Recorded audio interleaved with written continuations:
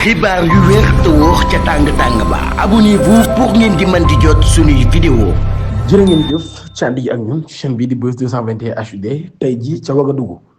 di Burkina Faso premier ministre Ousmane Sonko ma nga fa woon àndoon nag ab délégation ki nga xam ne moo di ministre des affaires étrangères madame Yacine Fall ma nga fa woon moom ak le premier ministre. tey jii nag fekkee nañ cérémonie bi nga xam ne dañ ko doon amal ngir inauguré ab musée bu ñu defal ki nga xam ni moo di Thomas Sankara ca boobu lépp dëkk. dañuy jàll ci beneen xibaar muy loi sur la criminalisation de l'homosexualité ànd sàmm jikko yi ñoom ñi daan nañuy sàkku ab vote boo xam ne urgent lay doon ginnaaw ab provocation étrangère boo xam ne daan nay am wala sax ab étranger boo xam ne kon daan na fi amal ab provocation collectif bii di ànd sàmm jikko yi ñoom ñi nag daal ñu ngi milité jamono ji kon ngir ñu daal di criminaliser mbirum borom ñaari tur yi ci Sénégal daan nañu amal tey ji ab conférence de presse muy 17 mai ca mosquée inachevée de Yoff ci rencontre boobu yi nga xam ne amoon nañ ko porte parole bi di Adama Mboup nekk ci ñenn ci ñi nga xam ni ñoo di waa ànd sàmm jikko yi ñoom ñu nag daal daan nañu yëkkati ay kàddu kon moom ak Babacar Sylla ak ñeneen ñu bokk ci boobu lépp kuréel ki nga xam ni moo di imam Mactar Sarr daan na koy fekke woon wala Oustaz Mactar Sarr moom mi tamit daan na yëkkati ay kàddu ñoom ñi nag daal kon ñi ngi sàkku ñu daal di criminaliser mbir mi ci lu mu gën a gaaw yi collectif bi daal ñi nga xam ne ni Sénégal daal jamono ji nag daal dañ leen ciblé ci acte boo xam ne nag dañoo jàpp ne dañ leen di provoqué loolu yi ay homosexuel daal di koy def yu jógee ci bitim réew moom nag daal daan nañ jàpp ne kon incident boobu daal di amoon ci réewum Sénégal daan nañ koy dénoncé bu baax a baax daan nag ab preuve la boo xam ne nooy dafay wane urgence bi nga xam ne réew mi am na ko ngir ñu voté boobu lépp loi ñeen nag daal réewum Sénégal jamono ji kon dañoo nekk ci ab soc ginnaaw bi nga xamee ne daal provocation boobu daan nañ koy def maanaam daal leen di provoqué kon daal leen di sax agressé neen nag daal te loolu yi nag mujjul fenn te nee na loolu yi daal ay homosexuel ñoom ñoo ko daal di def ñoo xam ña nga jógee ca bitim réew daal di ñëw ci suñu territoire maanaam réewum Sénégal daal di koy def collectif bi ñi ngi sàkku état bu Sénégal daal di tijji ab enquête ngir daal di leeral mbir mi ci auteurs yi maanaam ñi nga xam ne ñoo def jëf ji ak ñin jàpp ne ay complices lañ ak sources yi nga xam ne nag daal mooy source de financement ou des soutiens à ces actions maanaam fi ñuy jëlee financement ak ñu leen di jàppale ci mbir yi ñuy def ñenn nag daal ñoom ñii dañoo jàpp ne kon daal loolu lu bokkul ak suñuy valeur fondamentale la ci société Sénégal ba tey ab mémorandum boo xam déposé woon nañ ko depuis mai 2024 ci présidence à la primature neen nag daal ba pare tamit ci côté candidat yi nga xam ne dañoo bokkoon ci élection présidentielle yi ñu génn ñëpp neen nag daal dañoo bëgg ñu xoolaat article 319 du code pénal selon les membres des collectifs ñoom ñu ne daal jàpp nañ ne article bi acte homosexuel bi rek la daal di interdit daal moom lay interdit daal waaye nag daal nee na condamné wul explicitement la promotion ou l'activisme LGBTQI+, maanaam daal condamné wul kon li ñuy wax promotion ak activisme bu LGBTQI+. neen nag daal loolu yi ab vide juridique la moo tax daal nee nañ kon il faut ñu daal di combler vide boobee nga xam ni daan na ci nekk mu nekk ab vide juridique boo xam ni ngi nekk ci article 319 bi nga xam ni condamné wul benn yoon daal promotion des valeurs LGBT a insisté Adama Mboup kon daal Adama Mboup moom moo insisté ci loolee ba tey nag daal ak critique yi nga xam ne dafay am ci yenn manque d'action yi yu ne mel ci ñoom collectif bi daal nay fàttali initiative boo xam daan na koy jël neen nag daal dafa nekk c'est-à-dire dafa jël ab initiative bu am solo ngir am ab loi boo xam ni mooy gën a rigoureuse ngir assurer nag daal dina pas céder loolu ci pression ak manipulation yi nga xam day am ci wàllu politique ak yu ni mel neen nag daal kon loolu yi ñoo tax kon daal di jëloon temps ak yu ni mel ginnaaw daal nañuy tot loolu ci critique yi leen doon amal ak yu ni mel ba tey ànd sàmm jikko yi kon daal ñoom ñii ñi ngi xam ne kon dogu goo xam ne dogu nañ ko ak combat bi nga xam ne mën woon nañ ko ngir ñu criminaliser mbirum borom ñaari tur yi Abdou Nguer am na ñetteelu mbir boo xam ne daan na koy procès daan na koy rattrapé mu nekk ab procédure judiciaire kon ab kaawam day gën a yokk Abdou Nguer chroniqueur ñu placé woon ko sous mandat dépôt depuis le 17 avril bi ñu weesu ngir division des fausses nouvelles moom mii nag daal daan nay amaat beneen procédure judiciaire jamono bi nga xam daal mi ngi doon xalaat di ñaan ab liberté provisoire yu ni mel waaye moom Abdou Nguer mii nag daal nañ ko jëlee woon ci cellule am ci ajuma gi daal di koy yóbbuwaat déglu ko ginnaaw ba ñu daal di koy placé en garde à vue moom Abdou Nguer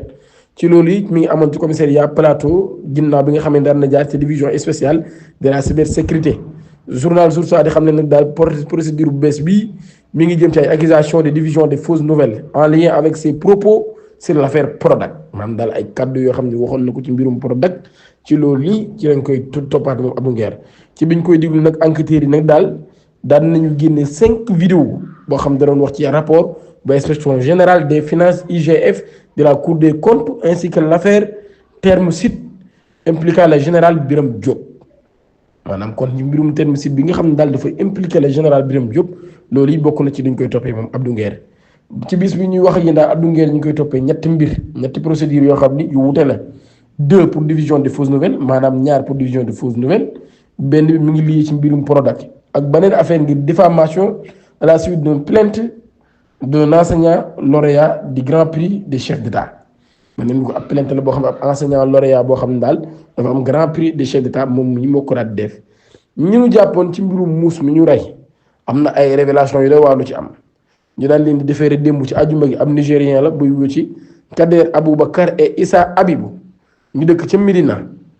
ñoom ñi nag daal daan nañ leen di jàppoon ci guddi ga ca mbedd Gueule Tapée yi ñuy jaay ay mbuus Libération nag daal mi ngi xamle ni daan nañu def ay aveux yu glaçant ay aveux yu doy waar nee na nag daal dañoo soxla woon graisse loolu Kader Aboubacar moo ko xamle Issa Abibou nag moom daal daan nañ wax ni dafa bett muus mi ginnaaw bi mu daal di koy jàpp daal di koy rey daal di koy def ci sac loolu la daal di xamle kenn ci ñoom daan nañu gis ab vidéo mu daal di yor sac bi wala saako bi nga xam ni ci la muus ba nekk loolu yi nag daal moo nekk vidéo bu mujjee viral lool ba indi coow lu rëy ci Sénégal ci mbir moom mi ci lañu des ci mbirum muus mi daal dibi xawsa yi ñi nga xam ne ñoo jaay awsa yi ci mbedd mi dibi yooyu daal nee nañ seen clients yi ña ngay daw mbirum muus yooyu daal nee nañ provoqué na nag ab conséquence bu doy waar ci seen secteur ñoom ndax daal nee na daal mbir mi ngi commencé depuis arrestation bi am ba tey le 13 mai ak vidéo yu circulé yooyu ñoom ñi ngi xam leen nag daal depuis boobu ba léegi moom seen yëf yi daa taxaw maanaam kenn jëndatul ci ñoom mu nekk nag mbir bu doy waar ñuy xam leen daal depuis boobu ba tey kon nekk nañ ci ay mbir yu méttee métti kenn jëndatul ci ñoom loolu yi lañ xam le propos grave d'Azoura Fall à l'endroit de Macky Sall maanaam li Azoura waxoon ci Macky Sall ba jàpp ko waa APR ñu ngi koy condamné te nag daal dina loolu yi mën na laal stabilité wu réew mi membre de scène de l'Alliance pour la République daan nañuy condamné ajuma bi ñu weesu démb ci mbir mi nga xam ne Azoura daf ko waxoon jëmale ko ci Macky Sall ginnaaw ba sa ñaari koy libéré ci ab communiqué bu ñu def le 15 mai 2025 APR daal mi ngi xamle ni le soutien personnel d'Ousmane Sonko ab saaga kat la di Azoura Fall neen nag daal loolu yi ab pression lañu teg juge lu jiitu projet ba muy dem gi fa Ousmane Sonko demoon loolu yi moo tax kon ñaari koy bàyyi waaye ñun daal ci seen communiqué bi kon ñi ngi naxarlu di mettitlu ab mobilisation bu ñu war a amal la 23 mai ñaar fukki fan ak ñett ci weeru mai ngir sàkku ñu daal di criminaliser mbirum borom ñaari tur yi collectif bi ñuy woowee rappel à l'ordre muy sàmm jikko yi ñoom ñi ñoo ko daal di woote ginnaaw bi ñu amalee ab conférence de presse wala sax collectif bi ñu naan rappel à l'ordre waaw Jamra ak ñoo ñu ànd ci bokkut ak sàmm sa jikko yi Mame Matar Gueye Abdou Karim Gueye ak ñeneen ñu ci bokk ñoom ñi daal ñoo daal di woote daan ni kon dañuy amal ab bis boo xam ni dañuy xeex ñaxtu ngir ñu criminaliser borom ñaari tur yi ci réewum Sénégal loolu la daal di xam ne kon corruption présumée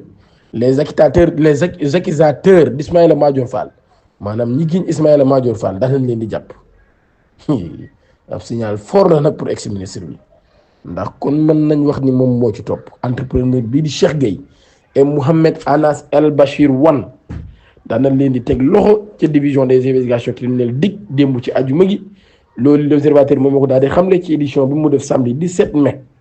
daan lañ leen di déférer devant le procureur du tribunal de Pikine Guédiawaye le DG de TCS et l'ex-directeur des constructions du ministère de la justice daan nañu am ab retour de parquet mu nekk ab signal fort ngir lancer garde des sceaux Ismaïla Madior Fall qui risque la prison maanaam daal ki nga xam ne bu moytuwul kon caabi mën na koo féete ginnaaw Ismaïla Madior Fall ancien ministre de la justice du Sénégal est accusé de corruption pour avoir exigé 250 millions maanaam dañ ko giñ corruption kon ngir laaj 250 millions maanaam ñaar téeméeri millions ak juróom fukk ci suñu xaalisu réew ab bailleur la ko laaj ngir accorder ko ab projet de centre de surveillance électronique loolu yi leen daal di bind dañ koy jeexale ci Pape Abdoulaye Touré Abdoulaye nee na moom mi nga xam moo nekk coordonnateur du mouvement Sénégal notre priorité SNP nee na bii mooy bu njëkk ministre bi di ko woo ministre de la famille et de solidarité ñu woo ko ci ministère boobee nee na bii mooy bu njëkk ñu woo ko di ko wax ni nag daal mën naa déposer ay papier de libération de prison